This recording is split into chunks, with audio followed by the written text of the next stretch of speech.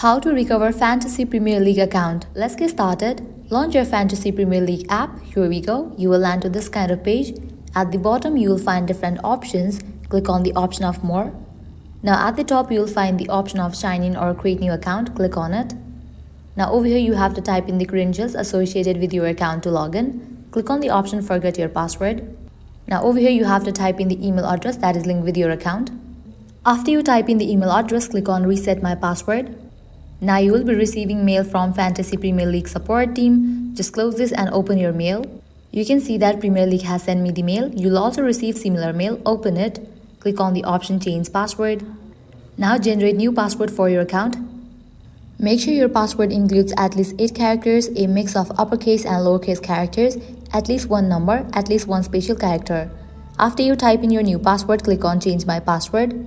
And with that, you have just reset your password. Now you can close this and open your Fantasy Premier League app. Now type in your credentials over here. Type in your email address and then type in the new password.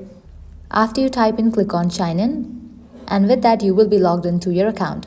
So this is how you can recover Fantasy Premier League account. At the end, if you guys find this video helpful, don't forget to like, share and subscribe. Thank you.